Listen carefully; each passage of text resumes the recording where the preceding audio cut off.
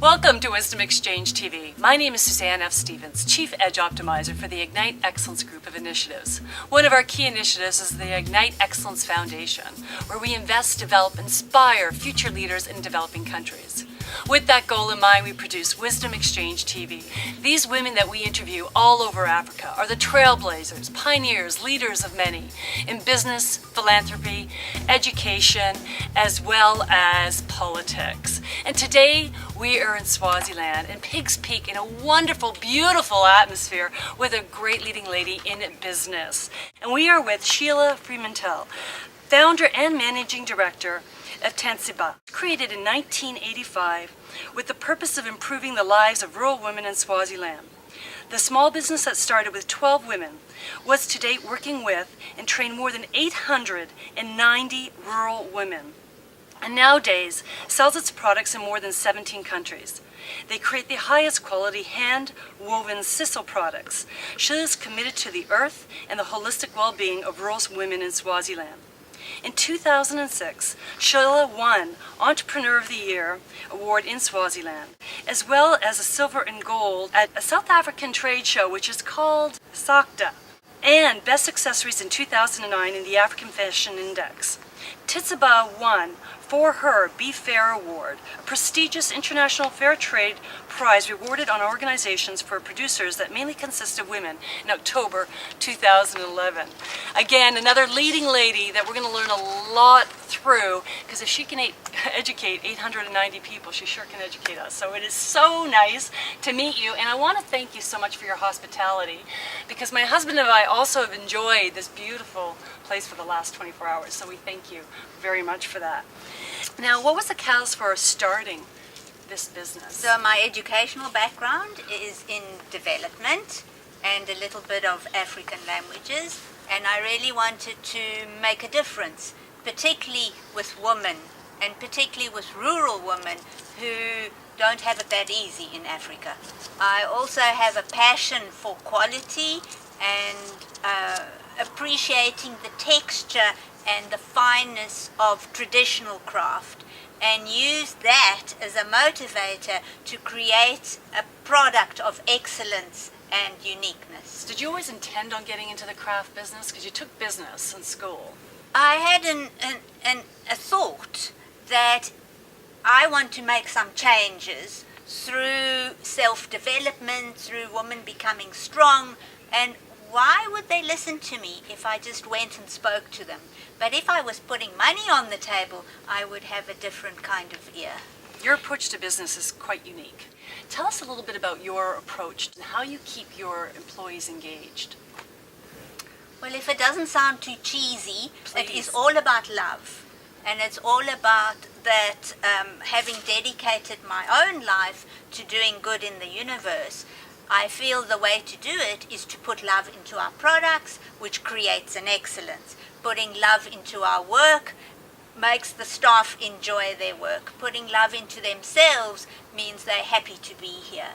So the more we can instill love and joy into everything we do, into all the trainings, and to have a holistic approach where we care about the health, where we care about the mental brain development, where we provide a mobile clinic, where we have done organic gardening projects with them. It becomes a pride to be part of Tintsaba. You mentioned some of the training that you do and creating the love in their mind and for the product. So what specifically do you implement to ensure or promote that actually happens? We would do intensive skills training, maybe 3 or 5 different programs. And during that process, we also do motivational training. We teach them brain gym. So we always start any meeting, any buying day, any group leaders meeting, which we do twice a year. We would start with a brain gym exercise. We would include prayer and God. Swaziland's a very Christian country. And in that process, we start opening and laying the foundation for working with love. We have done motivational trainings with all our group leaders. We would send one of them to a new group. The new group we would present a structure rules, regulations that we have formulated with the group leaders, and ask the new group if they're happy to participate in these rules. So there's a lot of structure involved in Tintsaba. At the same time, first the structure and then the love all together.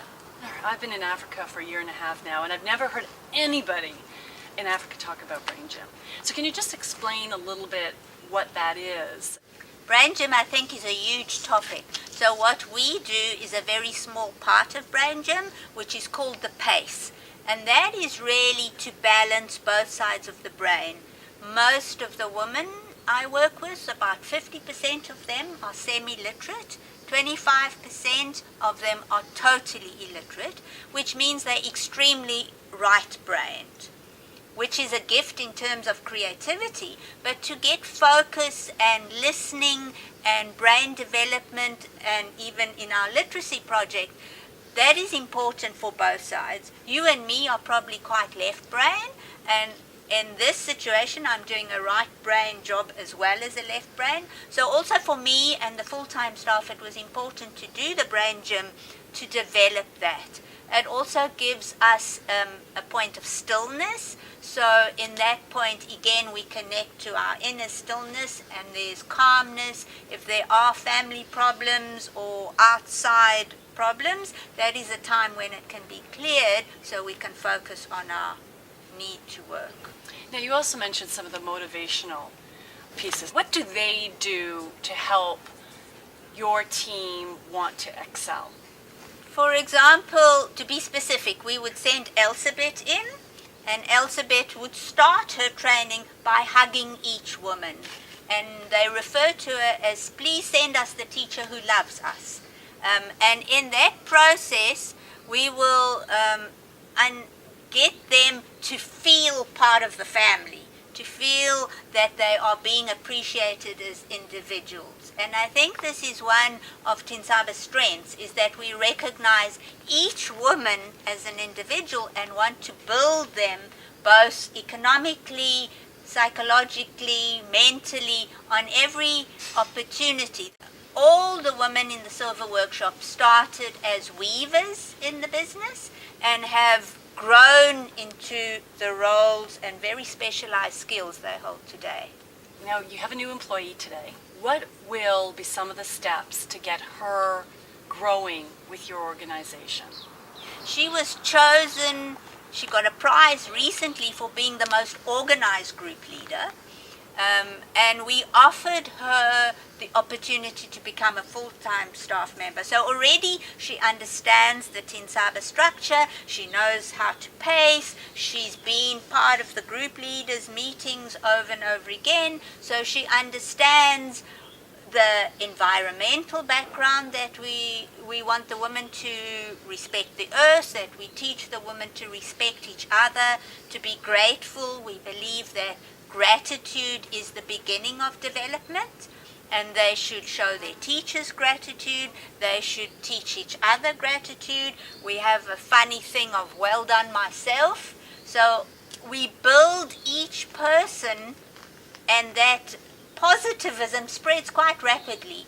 The more we push positivism, the more we change the balance between positive and negative thinking in each person's mind, the more they are happier inside. Implementing such a training program and building the positive energy around your organization, how do you think that actually impacts the end product that a customer will buy? We are focusing on providing our customers with the best quality and design in jewelry and in basketry specifically. It was very interesting in Santa Fe that we've had the privilege of going to twice. Some customers entered our stand, at least 3, and they stood there and said, I don't want to buy any baskets, but I've come to feel the love that comes off the baskets.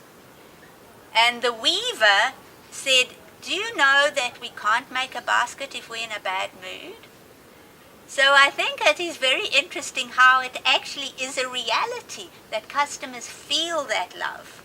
I felt it this morning when I was listening to the women. I felt it because that's never happened to me when I started crying, because I felt it. What does Tintsaba actually mean? It means mountains, as we live in this mountainous country, but in particular Pig's Peak, wherever you look, you see a mountain. And it's a beautiful, beautiful area. You export to about 17 countries. Who's your biggest buyer? USA appreciates the baskets the most, and I think the link really is to the American Indian baskets, that there's a culture of appreciation of high quality handcraft. In the past, Europe has been really buying the jewelry and appreciating the design and uniqueness, and we often use Europe to inspire us with the current trends. We have exported to Japan and Australia, and now more and more to the rest of Africa, which is a very exciting growth point. What are some of the things you need to consider to export in Africa? If you can give us a list of things from a business perspective, a design perspective, that you really need to consider. I think Swaziland has become known for its quality and design. So the word is spreading that we create something different from the rest of Africa. It is not easy exporting to the rest of Africa. The price of the freight between here and Tanzania is more than sending it to Europe. So I would challenge leaders in Africa to talk about this and facilitate an easier freight, and cross-border taxes and duties can be a nightmare in Africa. But despite that, customers are so impressed with Swaziland's craft that they are buying it. We have increased from 6% to 20% of our turnover is now for export to Africa. As far as quality, is there a different sense of quality that needs to be achieved if you're exporting to Europe or to the United States, or I'd like to say Canada, than in Africa? Well, a lot of Africa is more tourist based. So we would have, for example, in the jewelry, we have a tribal range or an African range that is much more popular, and we have those kiddies animal baskets. That sells a lot to Africa. However, USA is also ordering the kiddies animal baskets, but they tend to go for more the classical jewelry, which is more simplistic and tasteful rather than touristy. What do you do in your marketing strategy to get customers, be it in Africa, and then we'll talk about in the West? I think we've worked quite hard on our web page. We have acquired a lot of customers by being a member of the World Fair Trade Organization and having won an award last year with them. That has acquired us a whole lot more fair trade customers. We also attend 2 trade fairs in Johannesburg per annum, and we have done New York gift show with the distributor this year, and we have done Santa Fe and Dallas last year and again this year. So it is an investment into export, and quite often that runs into some cash flow issues.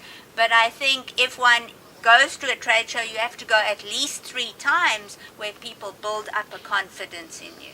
That's an excellent point. And there's also an excellent point that it's an investment. It's an investment where sometimes in businesses, now you've been around for a long time, so you know this, but sometimes in businesses, people don't invest in their marketing initiatives. So they're not spending their own money. They only will go if somebody else pays for it. Right, yes. Right? And you pay for all your marketing initiatives.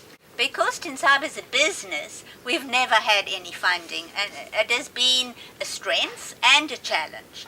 A strength in the sense that our staff think business, that we have a positive relationship with customers, we make our own decisions, we don't really have to answer to any funder, sponsor, except now we're getting some funding for the literacy program.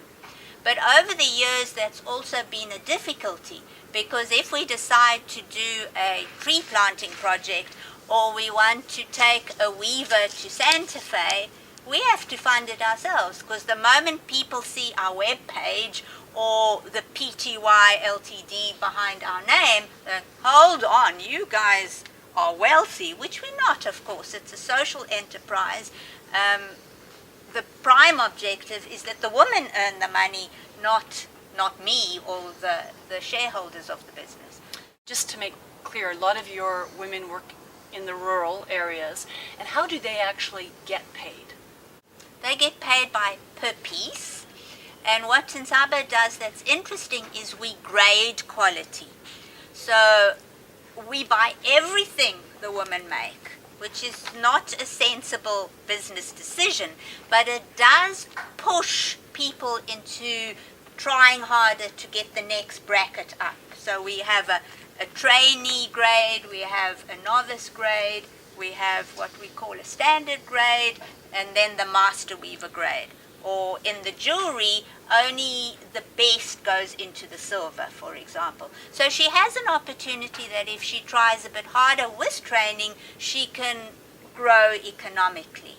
And that is a fairly pioneering approach in this part of the world. But the negative side is that we buy everything, and quite often we have a lot of stuff we don't need, which impacts on the cash flow. And you provide them with the sisal and everything to produce the earrings and to produce the baskets. Right, so they don't have any costs. Okay. We pay the transport, or we go to them. We provide raw material designs, marketing information, whatever they require. You have a system in place that I've read about, an award system, where there's a competition. Can you talk about that and the impact of that award system? We call it the Master Weaver Competition. And out of 200-300 basket weavers, only about 20 or 30 qualify as Master Weavers by the fineness of their technique. As the baskets come in once a week, I would personally go through them, check that the staff have been fair on the grading, but also choose baskets that are a step up, that either in pattern or color combination or using a new pattern. We build up that stock until the 1st of May every year, and we spend a day going through basket for basket, color combination, technical perfection, and we choose on a point system. Then the top 10 of those baskets go to the shop, and we give customers, friends, staff, anyone a chance to vote. So what is interesting about this whole competition is those women get a money prize. They also share in the money that I earn at Santa Fe. So when I come back from Santa Fe, they get really good money for their basket. So it's become a career as opposed to a craft. When I first started this business, handcraft was something for bogogo, for the grandmothers or for the handicapped. But also these master weavers then have a status in their community, and they start to be mentors for the other women, the budding master weavers or the newcomers. They also would teach. The group leaders have created a rule for us and for the women that the group has to meet once a week under the tree, where they can help each other and instill the Tintsaba core values. They do a bit of brain gym, they talk about the raw material control, and they also assist each other in a community-driven way to improve each other's quality. Do you think a lot of the weavers strive to be, not only for the money, but just to be acknowledged as the master weaver? I think so, and I think every year we give awards for new master weavers that have joined the club. We have a few groups where there are budding master weavers, and these women have asked us for help for new patterns and new ideas so that they can be part of the competition. So I think it has become a kind of status symbol. And you might hear somebody say, I am a master weaver. This whole approach that you've taken of having master weavers and the award system, getting people trained and involved, having Monday morning sharing and gratitude sessions. Was there anything that started all of this process? We started with 2 shops. And initially the retail was a very big part of our business. And the one shop had a serious in-house theft problem. A good 10-20% of the turnover was going to theft. And I felt very discouraged about it. Spoke to my spiritual mentor, who's also an industrial psychologist, and he said anything can be fixed with training. So he came up, he interviewed each staff member face to face on their own and gave me an understanding of each personality. That's when we started the brain gym, that's when we started goal setting, positive thinking, and the whole program. Those people that couldn't buy into these core values left. I saw one person change like that in their whole body language overnight, and I even had a letter from her mother-in-law to say, what's going on here? This person has changed dramatically. And as a result of implementing, what happened with your business? We have a fabulous team. The same lady I'm talking about has been with us for 18 years. We have another, our stock controller has also been with us 18 years. We have a lot of staff who are very dedicated and committed, and our shortages in the shop are really very minimal. Interesting to mention is Tintsaba's strength is the training, that we will take someone that blossoms and build them up into a manager, but at the same time that's also a weakness, because we are not employing people who come with qualifications and past experience. So sometimes our whole work structure, getting orders out, getting parcels packed correctly, can be quite a challenge. What would be your biggest obstacle that you've come across in order to produce products? The peaks and dips of orders has been a challenge, keeping 890 women in work on a constant level. In Swaziland, the winter is when people don't work in the field, so that's when they produce more for us, and that's the time when we have less orders than during the summertime when they are ploughing. So the balancing between productivity and orders has always been a challenge. Our products are so handmade and time consuming that to get out massive orders is also a challenge. One basket like that takes 40-50 hours to make. A disc like this takes an hour. The HIV crisis is a challenge because we spend so much time and effort on training, and when we lose somebody, obviously there's a person involved and a relationship, but also it's years of training. And what would you say would be the biggest challenge in regards to export? Export is a sensitive with the world economy. I think Europe is coming back. We're now getting a lot of orders from Europe. We went through a dip in the US export, but I think that is starting to come back. So there are outside factors beyond our control. The rand-dollar exchange rate, having a decent internet in a beautiful place like this is a challenge. Things the West might take for granted that for us is very time consuming. Do you get any color advice from anywhere? Yes, when we employ designers, but also we do a lot of research on trends. We communicate a lot with our biggest customers who would give us color feedback or even design feedback.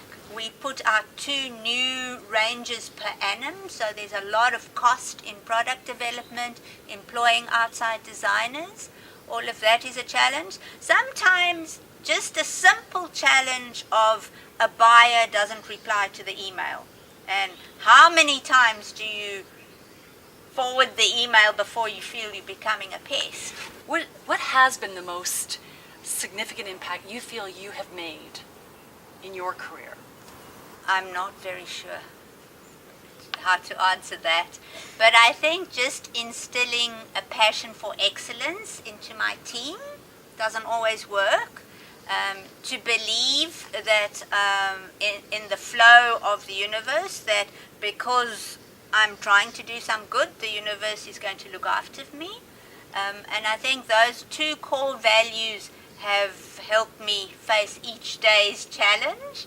It's never boring. If there was one thing that you could attribute your success to, what would you attribute it to?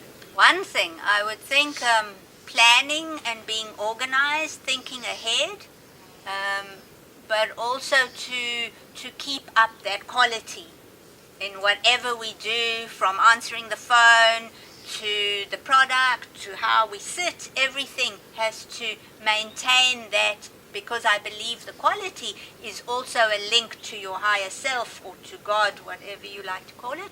And when we have maintained that connectiveness, then everything goes smoothly. What is the most challenging aspect of your career? The cash flow and maintaining the bulk of work, that the women depend on us, knowing that many of those women don't have any other income. Many of their husbands don't have any income. So that remains to be the biggest responsibility we have here at Tintsaba. Have you ever implemented a project or an initiative, a marketing initiative, a training initiative, or something that just didn't work? I think what we've learned over the years is to ask the people what they want, instead of thinking we know what they want. I remember doing an organic gardening program because I felt it was right from our environmental commitment, and we bought them 2 water tanks. We got a trainer to come. We did a whole week's gardening. We gave them trees. We had a wonderful time, but at the end of the week, the tanks were stolen or taken away, and the garden just fizzled out. Do you feel you're conducting your purpose? I suppose, having grown up in South Africa and coming from that legacy, wanted to correct that. Not that I was personally part of it in any way, but we wanted to live in a country where people were equal. Swaziland, race and color is not an issue. So that's why we came here, and I felt that we could make a difference here, that people were ready to accept and work and organize themselves to make life better for them. So I think that was my real purpose, and by instilling the love into whatever they did, it can only come out good in the end. So what advice would you give to women trying to figure out their purpose? Well, on a level, I think what Tintsaba tries to do is to work with each person and find out what their strengths are, and then delegate their weaknesses, or be open about their weaknesses and open about their mistakes, so that we create a culture of not hiding our mistakes, but being open and communicating about our mistakes or having questions, and developing our communication skills, whether it's through a gratitude meeting or goal setting or an appraisal interview. Whatever system we use, it is in the end about communication. And I think that's what Africa finds important, and that's also part of fair trade, is don't install a decision. Make a decision with the people. The term they use quite often here is Ubuntu, which means that we collaboratively come to a decision. It takes more time, but in the end, people buy into the values, buy into the whole decision, rather than feeling it's been imposed on them. What are some of the gifts that you think personally you bring that has made your organization the success it is? I suppose an attention to detail, an ability to plan and organize, to think ahead. Sometimes we have to think months ahead of how to launch a new product, also just to be present in every situation. I don't get all these things right, and certainly not every day, but to encourage the staff and myself just to be present in every situation so that we can see the whole picture and not just what we want to see.